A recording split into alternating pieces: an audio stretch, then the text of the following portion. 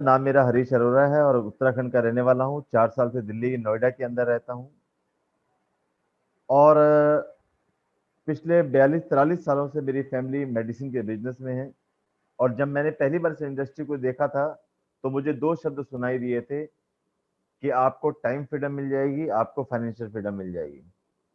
तो मैंने उस समय, आज भी याद है, मैंने पूछा था ये टाइम फ्रीडम और फाइनेंशियल फ्रीडम आखिर है क्या। तो टाइम फ्रीडम के बारे में जब मुझे पता चला कि टाइम फ्रीडम का मतलब कि आप अपनी जिंदगी अपने हिसाब से जिए, आप जब जहां जाना चाहें, जैसे टाइम व्यतीत करना चाहें, आप अपनी जिंदगी का टाइम वैसे स्पेंड कर सकते हो। जब फाइनेंशियल फ्रीडम के बारे में मुझे पता चला कि फाइनेंशियल फ्रीडम क्या है, फाइनेंशियल फ्रीडम का मतलब मुझे बताया गया कि आपको पैसे के लिए काम ना करना पड़े। यानी कि आप अगर शॉपिंग करने जाएं, किसी मॉल के अंदर जाएं, तो आपको टैग देखने की जरूरत ना पड़े। आप अपने बच्चों को जब पढ़ाएं तो आपको ये ना देखना पड़े उस स्कूल, उस कॉलेज या उस यूनिवर्सिटी की फीस क्या है। आप कोई भी सामान खरीदें तो उसको लिए आपको टैग देखने की जरूरत ना पड़े। तो ये मुझे फाइनेंशियल फ्रीडम बताई गई। फाइनेंशियल फ्रीडम को मैंने कुछ और तरीके से समझा और जो मुझे बताया गया, और मुझे जो एक लाइन जो मैंने सुनी, जिस लाइन ने मुझे बहुत हिलाया, उस लाइन को मुझे लगता है पूरे हिंदुस्तान के हर व्यक्ति को सुनने की बहुत ज्यादा जरूरत है। दोस्तों, मुझे बताया गया कि हरीश जी, टाइम फ्रीडम का मतलब क्या है, या फाइनेंशियल फ्रीडम, टाइम फ्रीडम का मतलब क्या है। तो मुझे बताया गया कि अगर कोई व्यक्ति 50,000 महीना कमा रहा है, अगर कोई व्यक्ति 1 लाख रुपए महीना कमा रहा है, या 2 लाख कमा रहा है, या 3 लाख रुपए महीना कमा रहा है, या 20,000 रुपए महीना कमा रहा है, क्या हम अपनी जॉब में जाना चाहते हैं। मुझसे पूछा गया कोई व्यक्ति, किसी व्यक्ति ने, कि क्या हम, अब कोई व्यक्ति अपनी जॉब में जाना चाहता है, तो जवाब था नहीं जाना चाहता। किसी ने कहा क्या हम घर बैठे हैं, बाहर बरसात हो रही हो, और आपकी वाइफ या बच्चे कहते हैं प्लीज पापा आज शॉप में मत जाओ, आज ऑफिस मत जाओ, फिर भी हम जाते हैं। हमारा जाने का भले मन हो या ना हो, हमें जाना पड़ता है।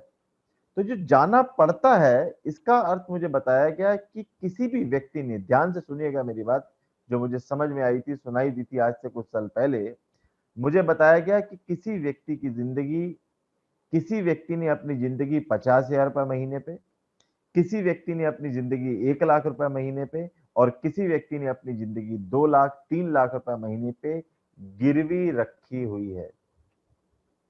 हम जाना नहीं चाहते, हमें जाना पड़ता है। हम शॉप खोलना नहीं चाहते, जाना नहीं चाहते, हमें जाना पड़ता है। का मतलब है कि हमने अपनी जिंदगी 20,000, 50,000, लाख, 2 लाख, 3 लाख महीने पे गिरवी रखी हुई है। तो हम अपनी जिंदगी अपने हिसाब से नहीं जी रहे। और जब मुझे पता चला कि एक किसी भी व्यक्ति की जो एवरेज लाइफ है वो है दोस्तों 60 साल, मुझे पता चला किसी व्यक्ति की जो एवरेज लाइफ है वो है 60 साल, जिसमें से एक व्यक्ति एवरेज एक दिन में 8 घंटे सोता है, यानी कि एक दिन में 24 घंटे होते हैं। 8 घंटे यानी कि दिन का तीसरा हिस्सा, यानी कि 60 साल का तीसरा हिस्सा, कि हम अपनी जिंदगी के 20 साल सोने में लगाते हैं। एक व्यक्ति अपनी जिंदगी के 20 साल सोने में चले जाते हैं किसी भी व्यक्ति के, और 20 साल खेलने, कूदने और पढ़ने में चले जाते हैं, बाकी बचे 20। ये 20 साल एक व्यक्ति अपनी जिंदगी को किस तरीके से जीता है, रात को टेंशन में सोता है और सुबह टेंशन में उठ जाता है, और उस व्यक्ति की जिंदगी खत्म हो जाती है। जब मुझे बताया गया दोस्तों कि कोई भी व्यक्ति, जब मुझे तीन चीजें मुझे बताई गई और मुझे जो समझ में आई, जिस कारण मुझे ये इंडस्ट्री बहुत पसंद आई, क्लिक हुई, मुझे बताया गया कि मरना पक्का है। किसी भी व्यक्ति के लिए मरना पक्का है। दूसरी बात मुझे बताई गई कि हमारी उम्र 200 साल की नहीं है माय डियर फ्रेंड्स। और तीसरी चीज मुझे बताई गई कि जो भागने की ताकत हम में आज है, ये कल कम होगी, बढ़ेगी नहीं।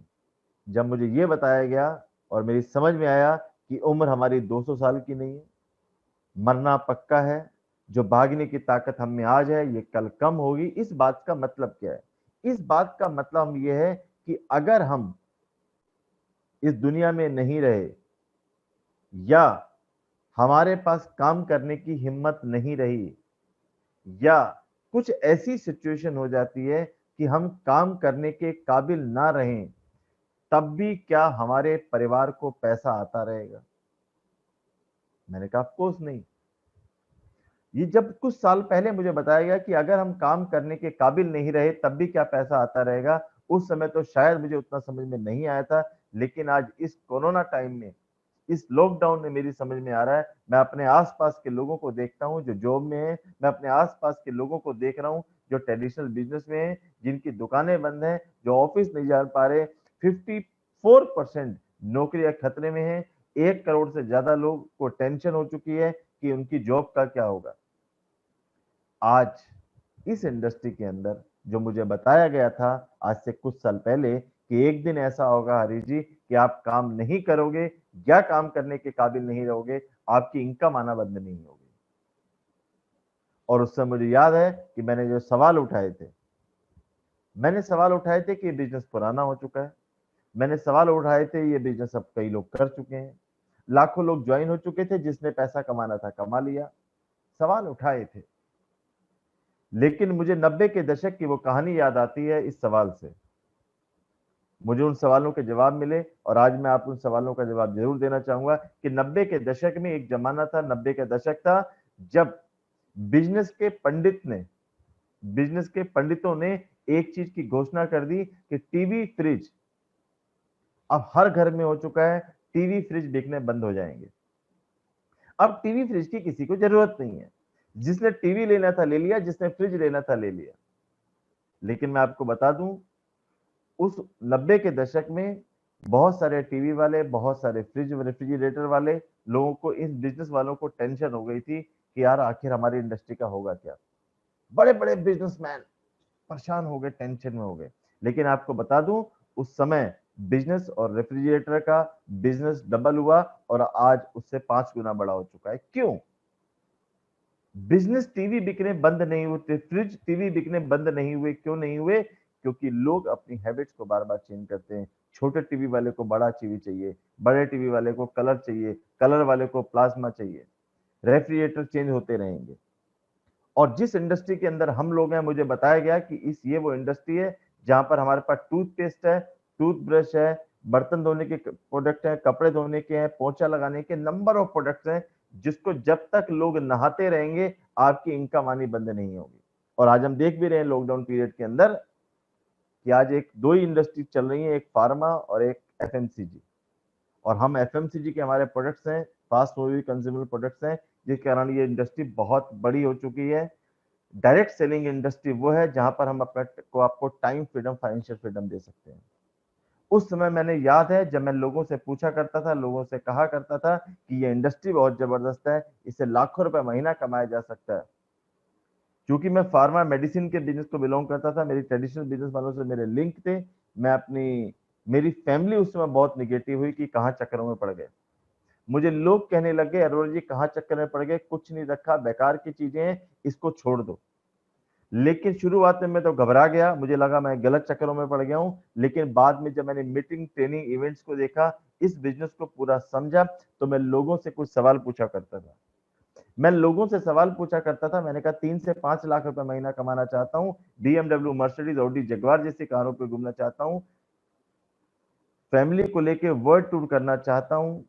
मैं उस समय पूछा करता था। कि एक शानदार घर, शानदार फ्लैट में रहना चाहता हूँ, बच्चों को बेस्ट टू बेस्ट स्कूल में डालना चाहता हूँ और सबसे बड़ी मैं लाइन पूछा करता था लोगों से कि 45 साल की उम्र के बाद पैसा कमाने के लिए मैं काम नहीं करना चाहता, बताओ मैं क्या करूँ? जब मुझसे लोग कहते थे अरोड़ा जी कहाँ चक्कर में पड़ गए, मैं लोगों से कहा करता था मैं 5 से 10 लाख रुपए महीना कमाना चाहता हूँ, बीएमडब्ल्यू, मर्सिडीज़, ऑडी, जगुआर कारों पे घूमना चाहता हूँ, फैमिली को लेके वर्ल्ड टूर करना चाहता हूँ, बताओ मैं क्या करूँ? तो लोग मुझसे कहते थे अरोड़ा जी हमें क्या पता आप क्या करो? मैंने कहा भैया अगर तुम्हें नहीं पता तो मुझे करने दो। मैंने इस इंडस्ट्री को इसलिए नहीं छोड़ा, मुझे एक चीज़ समझ में आ गई थी कि हर व्यक्ति को अपना इतिहास खुद बनाना है, हर व्यक्ति को अपनी रचना खुद रचनी है, हर व्यक्ति को अपना करियर खुद सेट करना है। कोई अड़ोसी, पड़ोसी, चाचा, ताऊ, रिश्तेदार हमारी जिंदगी नहीं बदल सकते। मैंने इस इंडस्ट्री को इसलिए नहीं छोड़ा क्योंकि मुझे कोई और ऑप्शन नहीं दिखा जहां से 5 से 10 लाख रुपए व्हाइट इनकम की रॉयल्टी इनकम ली जा सके, इसलिए मैंने छोड़ा नहीं। और वो दिन आया जब मैंने इस इंडस्ट्री से अपने पैसों से एक छोटी सी कार फोर्ड फ्यूजन ली। जब मैंने पहली कार ली थी, लोगों ने मुझे कहा था अरोड़ा जी देखना कार बिकने वाली है, तुक्के से कार आ गई होगी। दूसरी कार ली मैंने हुंडई वरना, तीसरी कार ली होंडा सिविक, फिर ली स्कोडा लोरा, फिर ली मर्सिडीज बेंज, फिर ली बीएमडब्ल्यू और अब मैंने ली जगुआर। दोस्तों जगुआर तक का सफर बाइक से शुरू होकर मैं जगुआर तक पहुंचा, ये सिर्फ कारण है, मैं कोई बहुत बड़ी तोप नहीं हूं। इस सिस्टम को समझने की कोशिश कीजिए।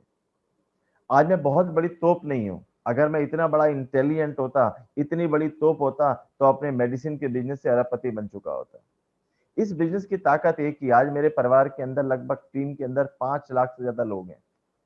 ये 5 लोग सुबह उठते हैं, जब वो टूथपेस्ट करते हैं मेरी इनकम बनना शुरू हो जाती है। जब उनके घर में कपड़े धुलते हैं मेरी इनकम तब भी बन रही होती है। जब उनके घर में बर्तन धुलते हैं, जब वो साबुन यूज करते हैं, बाथ सोप यूज करते हैं, तो जब वो डिटर्जेंट यूज करते हैं, जब वो कुकिंग ऑयल घर में यूज करते हैं, जब वो चाय पत्ती उनके घर में यूज होती है, मेरी इनकम आना बंद नहीं होती। तो मेरी इनकम तब तक आती रहेगी जब तक लोग नहाते रहेंगे। जब नहाना बंद कर देंगे मेरी इनकम भी बंद हो जाएगी, और मुझे उम्मीद है कि लोग नहाना बंद नहीं करेंगे। तो दोस्तों वो 5 लाख लोग जो सुबह उठ के ये प्रोडक्ट कंज्यूम करते हैं, मेरी इनकम आती है। अच्छी खबर ये है, इन 5 लाख लोगों को मैंने ज्वाइन नहीं कराया।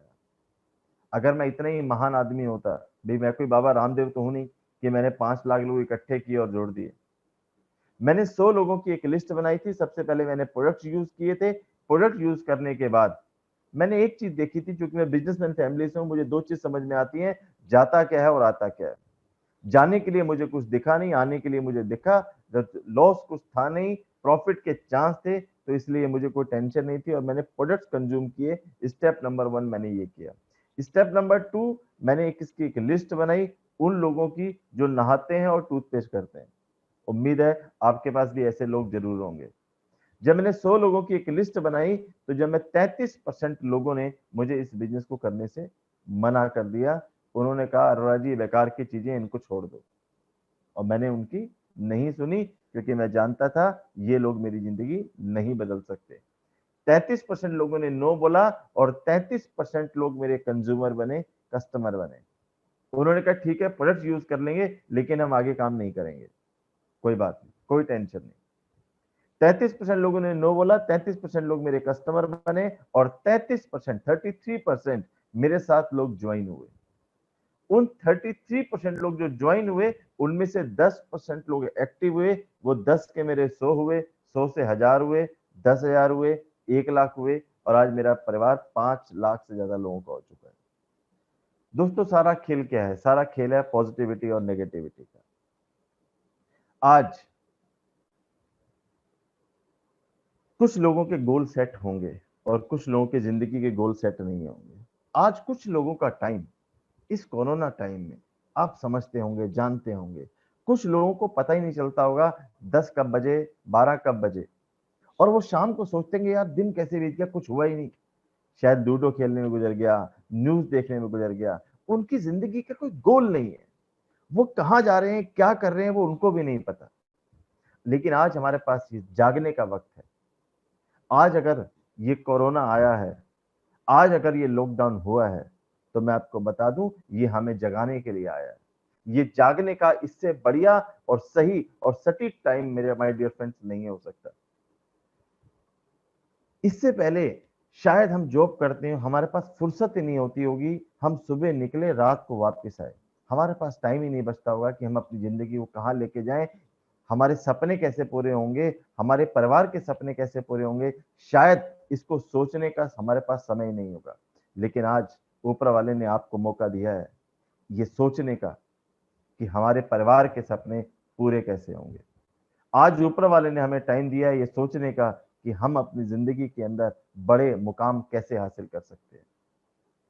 आज अपना टाइम इसी तरीके से आज ऊपर वाले ने अपॉर्चुनिटी दी है। मैं आपको बता दूं हिंदुस्तान के अंदर और पूरी दुनिया के अंदर 80% लोगों को ये नहीं पता कि 5 लाख 10 लाख रुपए महीना कैसे कमाया जाए। आप किसी से बाहर जाके पूछिए कि साहब मैं 5 से 10 लाख रुपए कमाना चाहता हूँ, बताओ मैं क्या करूँ? तो शायद वो आपको बड़ी बेचैनी से देखेगा, बड़े घूर के देखेगा कि ये कैसा सवाल है। आज आप 20% लोगों में आ गए हैं जिनको कम से कम पता तो चल गया कि लाखों रुपए महीना ऐसे कमाया जा सकता है। टाइम फ्रीडम, फाइनेंशियल फ्रीडम ली जा सकती है। 3 से 5 साल के अंदर 5 से 10 लाख रुपए महीना कमाया जा सकता है। 3 से 5 साल के अंदर लग्ज़री गाड़ी ली जा सकती है। 3 से 5 साल के अंदर टाइम फ्रीडम, फाइनेंशियल फ्रीडम ली जा सकती है। 3 से 5 साल के अंदर बेस्ट टू बेस्ट घर बनाया जा सकता है। स्वीट होम बना सकते हो। 3 से 5 साल के अंदर आप अपने सभी सपनों को पूरा कर सकते हो। 3 से 5 साल के अंदर बाद आप लाखों रुपए महीने की रॉयल्टी इनकम ले जा सकते हो। कम से कम आपको ये बात पता तो चल गई। और इस लॉकडाउन पीरियड में ये बिज़नेस करने का परफेक्ट टाइम है माय डियर फ्रेंड्स। आज जिस देश के अंदर 54% नौकरियां खतरे में है, 1 करोड़ से ज़्यादा लोग इस टेंशन में हैं कि उनकी नौकरियों का क्या होगा। वो सारे हमारे प्रोस्पेक्ट हैं। आज छोटी-मोटी नेटवर्क मार्केटिंग कंपनियां बंद होने की कगार पे हैं। वो हमारे सारे प्रोस्पेक्ट हैं। आज ट्रेडिशनल बिजनेस की हालत बहुत खराब है। आज इकोनॉमी का हाल जो होने वाला है, उसकी तो अभी शायद न्यूज़ पे चर्चा भी नहीं हो रही। चर्चा एक ही है, घर पे रहिए। इसके अलावा गवर्नमेंट ने मना कर रखा है, इसके अलावा कोई चर्चा करना भी मत। लेकिन चर्चा हमें अपने आप से करनी होगी कि हमारे परिवार के सपनों का क्या होगा। आज परफेक्ट टाइम है इस बिजनेस को बिल्ड करने का। परफेक्ट टाइम है अपने सपनों को जगाने का। लेकिन इसमें भी 2 तरीके के लोग होंगे। एक वो लोग, एक नेगेटिव और एक पॉजिटिव। मैं आपको एक कहानी के माध्यम से बताता हूँ। 2 तरीके के लोग होते हैं इस दुनिया के अंदर, एक नेगेटिव और एक पॉजिटिव। एक बीच पर मोटर बोट का इन्वेंशन होना था। मोटर बोट का इन्वेंशन होना था, बहुत सारे लोग, हजारों लोग इकट्ठा किया कि एक मोटर बोट को डिजाइन किया गया। ये मोटर बोट बहुत स्पीड से चलेगी पानी के अंदर। लोगों ने कहा ये संभव नहीं हो सकता है, पानी के अंदर कुछ चीज चलाई नहीं जा सकती। हजारों लोग इकट्ठे हुए, 2 गुट बने हुए थे, एक पॉजिटिव लोगों का, एक नेगेटिव लोगों का। नेगेटिव लोगों ने कहा, आपस में बात कर रहे थे, आपस में डिस्कशन कर रहे थे, देखना ये स्टार्ट भी नहीं होगी, ये चलेगी नहीं, ऐसा कुछ हो ही नहीं सकता। पॉजिटिव लोगों ने कहा यार इतना कुछ हुआ है, इतनी इन्होंने मेहनत करी है, साइंस में कुछ भी हो सकता है, देखना इनकी मेहनत जरूर कामयाब होगी। निगेटिव लोग अपना डिस्कशन कर रहे थे, चल नहीं सकते। पॉजिटिव लोग कह रहे थे ये मेहनत बेकार नहीं जाएगी, जरूर इनको सफलता मिलेगी। मोटर बोट को स्टार्ट किया गया, जोरदार तालियां बजाई गई। मोटर बोट जैसे स्टार्ट हुई तो स्टार्ट होते ही बंद हो गई। निगेटिव लोगों ने कहा हम जानते थे, देखा हम तो पहले ही कह रहे थे ये मोटर बोट चलेगी नहीं, हम पहले ही कह रहे थे ये बंद हो जाएगी। पॉजिटिव लोग कह रहे थे कोई बात नहीं, अभी बंद हो गई कोई बात नहीं, अब जरूर चलेगी। और ये मोटर बोट को दोबारा स्टार्ट किया गया और मोटर बोट को स्टार्ट करके चलाया गया। मोटर बोट बड़ी तेजी के साथ पानी के अंदर भागती गई। जब वो पानी के अंदर दौड़ रही थी, भाग रही थी, पॉजिटिव लोगों ने बड़ी ताली बजाए, खुश हुए कि देखा आखिर मेहनत जीत गई, सच्चाई जीत गई, मेहनत कभी बेकार नहीं जाती। उन्होंने खूब तालियां बजाई। निगेटिव लोग जानते हैं दोस्तों क्या कह रहे थे? निगेटिव लोग कह रहे थे देखा अब ये चल तो गई है लेकिन अब ये रुकेगी नहीं। निगेटिव व्यक्ति अपनी जिंदगी सिर्फ निगेटिव देखने में बिताता है और पॉजिटिव व्यक्ति अपनी जिंदगी पॉजिटिव देखने में बिताता है।